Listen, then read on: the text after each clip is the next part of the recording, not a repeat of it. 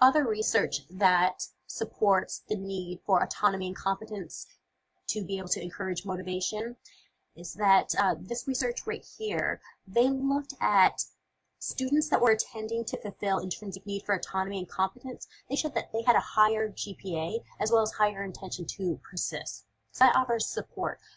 It shows that there is that positive correlation between autonomy, competence, and motivation. So some different recommendations that came from that research is that instructors should maximize autonomy with regard to topics of study and course assignments, and allow students to select assignments that provide opportunities to fulfill their need for competency. So make sure to have assignments that are moderately challenging, not going to bore, but not going to set the student up for failure. All right, let's look at that need for relatedness, that part of the self-determination theory. So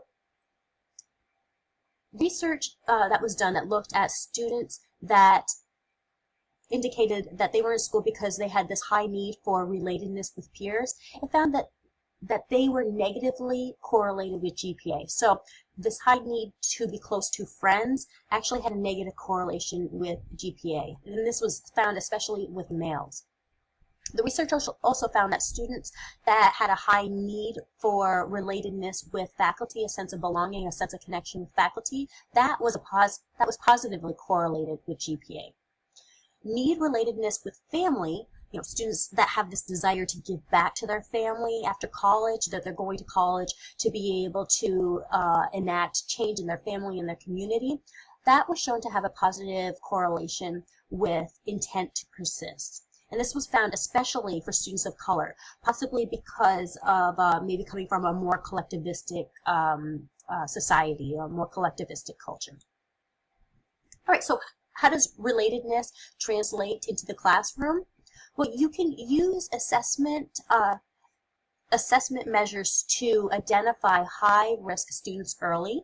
And those students that are seeking relatedness with peers, perhaps you should, or the advisors should discuss concerns with the students that this relatedness with peers can actually have a negative correlation with GPA. Students that are seeking relatedness with faculty, you're going to want to provide opportunities for students to actively engage with the faculty. So faculty should really adopt a supportive style to help to provide this connection with the students so that they feel the sense of belonging, this sense that they are cared about by the faculty.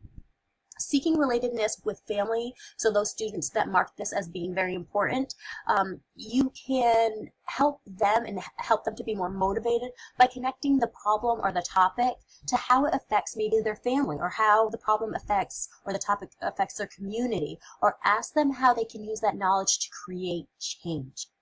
So being able to find out what their relatedness needs are, and then be able to respond in an appropriate way. So other research found that the sense of belonging is positively correlated with academic success. So we really want to establish a sense of belonging. So what this research found is that instructor warmth and openness is positively correlated with a sense of belonging with students, and instructors that encourage student participation, that is also positively correlated with a sense of belonging. So what can I do to meet my students' need for autonomy? I can encourage personal control of success and failures, tap into their interests and needs for valuing content, de-emphasize extrinsic rewards, maybe grades, allow choice, and help with behavioral and cognitive self-regulation. Help students to own their behavior, own the learning process, own the activities. So what can I do to meet my students' need for a sense of competence? Seek out moderately difficult proximal goals for students. So short-term goals leading up to the long-term goals, those goals that challenge but don't, challenge but are not too challenging, and they don't bore. So feedback on goal attainment.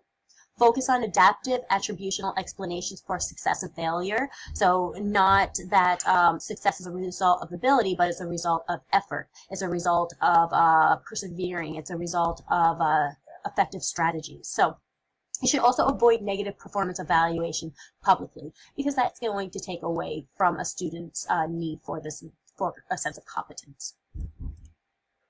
So what can I do to meet my students' need for a sense of belonging? Well, we can promote a sense of belonging individually and within the whole class. We should gauge individual students' differing needs and preferences for connections with their peers and teachers by using maybe that relatedness measure a few slides back. We can promote positive interpersonal relationships in classroom climate, a non-judgmental classroom, a class environment that encourages students to participate. So an atmosphere of mutual respect using participation structures that allow social interaction among the students. That can help with a sense of belonging. Provide recognition and feedback in private. You don't want to alienate students from others or make them feel like they are being judged. Recognize potential for unintended bias or differential expectations on one's part as the teacher. So you want to make sure to ensure equal participation and opportunities for all the students rather than focus on a few that you enjoy maybe engaging with. All right, so here are some of the recommendations from the entire presentation. So providing that reinforcement, that positive feedback that students, to help students believe that they can do well. Make the subject real, make the content real, help students to find personal meaning and value in the material. Provide choices, this helps with autonomy, so increase this intrinsic desire to learn, engage in the learning activities by explaining why the activity is important and useful, and letting students decide how to meet that objective. Balance the challenge, so ensure opportunities for student success by assigning tasks that are neither too easy nor too difficult. Be a role model, tap into that observational learning. So model interests, success, and new skills to increase student self-efficacy through observation and imitation. Use peer models, so increase self-efficacy through providing opportunities for students to work with others, to observe others who have mastered the skills. Establish a sense of belonging, create an atmosphere that is open and positive, help students to feel that they are a valued member of the learning community.